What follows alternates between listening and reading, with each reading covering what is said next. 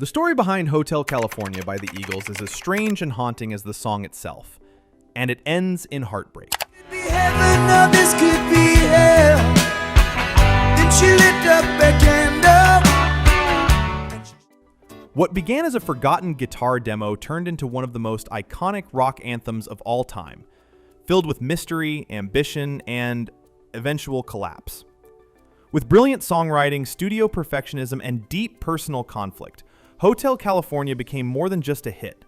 It became a symbol of both the dream and the disappointment of fame. In this video, we explore how the song was made, what it really means, and how it drove the band to both greatness and ruin. Like stories like this? Consider subscribing for more deep dives into music history. The origins of Hotel California trace back to a simple instrumental demo written by Eagles guitarist Don Felder. Felder, who wasn't part of the band's original lineup, had joined during their third album and brought with him a harder, more rock-oriented sound. For each new record, he would submit a batch of guitar demos, about 15 per album, most of which would never see the light of day. But occasionally, one would stand out. This time, he came in with a moody, cinematic piece nicknamed Mexican Reggae by the band. It had no lyrics, no theme, just a haunting chord progression that offered something new. Something perfect for a band now featuring two guitarists. Felder wanted a track that allowed for interplay, where he and Joe Walsh could weave solos and harmonies into something epic. By the mid-70s, the Eagles were consciously evolving their sound, moving away from their country rock roots and leaning into a more mainstream rock identity. Felder's demo was a perfect canvas, mysterious, wide open, and full of atmosphere. It wasn't just another song idea, it was the seed of something transformative. With Felder's eerie instrumental in hand, Don Henley and Glenn Frey began searching for a lyrical concept that could match its tone. They wanted something cinematic and metaphorical, something that felt like a journey. At that time, none of the Eagles were originally from California. Like so many musicians in the 70s, they had migrated to Los Angeles in search of fame. They saw California not just as a place, but as a strange, seductive dream, a melting pot of talent, ambition, and illusion. The story they crafted was that of a weary traveler who stumbles upon a mysterious hotel in the desert. He checks in for the night, but soon realizes he may never leave. The lyrics paint vivid, sensory-rich scenes. On a dark desert highway, cool wind in my hair. You can see it. You can feel it. And that was Henley's gift as a lyricist. He wrote in postcards, not paragraphs.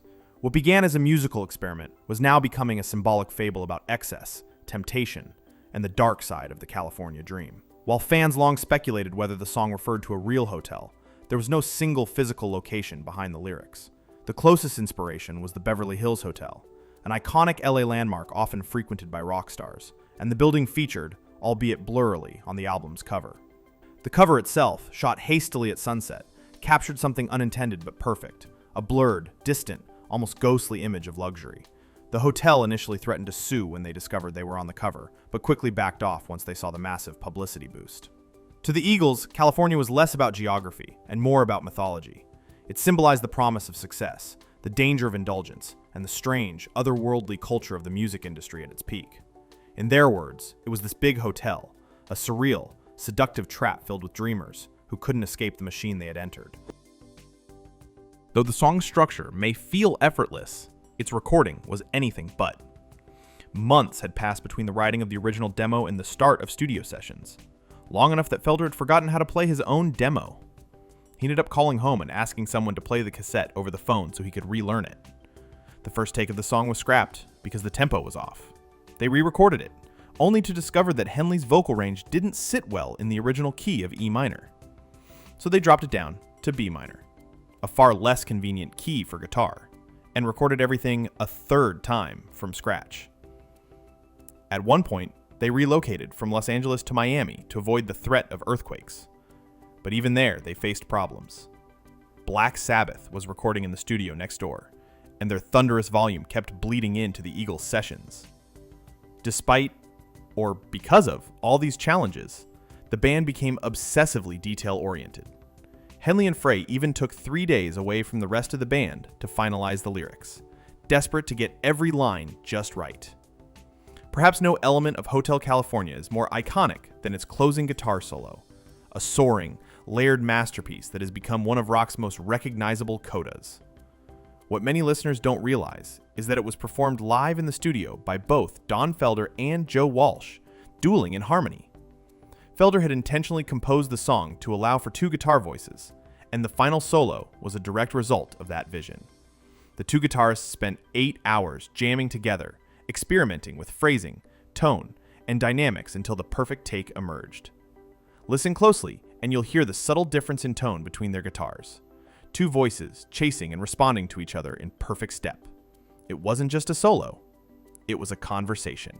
When the final version of the song was played for record executives, Henley turned around and said confidently, "That's our single." The label pushed back. They wanted a radio-friendly edit. The song was over 6 minutes long. But the band stood their ground. Take it or leave it. They took it. Hotel California became the Eagles' most famous single and anchored what would become their best-selling album. It won the Grammy for Record of the Year and remains one of the most played songs in rock history. It was the perfect storm of poetry, production, and performance, a song that captured a cultural moment while hinting at the cost of success. But great success often brings great strain.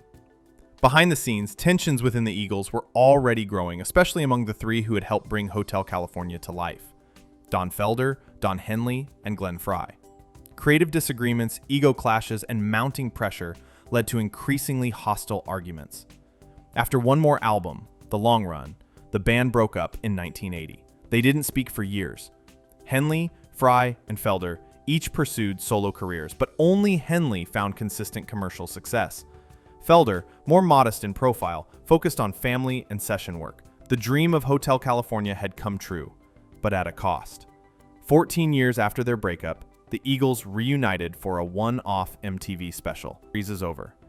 Though the reunion was a massive success, it quickly became clear that this was not the same band. Henley and Frey insisted on a new financial arrangement, claiming a larger share of the profits because of their solo success during the hiatus. Felder disagreed. He felt the band should split earnings evenly, as they always had. When he resisted, Frey delivered an ultimatum, sternly: sign the new agreement by sundown or be replaced. Felder refused. He was fired. He later sued the band for wrongful termination. Henley and Frey countersued after Felder published a tell-all memoir. The lawsuits were eventually settled out of court, but Felder never returned to the Eagles. Hotel California is a song about illusion, isolation, and a place you can never really leave. In a way, the three men who wrote it became characters in their own creation, caught in a strange world shaped by fame, control, and resentment. What started as a creative triumph ended in silence and bitterness. For Felder, the hardest part wasn't losing the money or even the band. It was losing the friendship and the music. And perhaps that's the real tragedy of Hotel California. It gave the world a masterpiece, but took something deeply human in return. Like stories like this, consider subscribing for more deep dives into music history.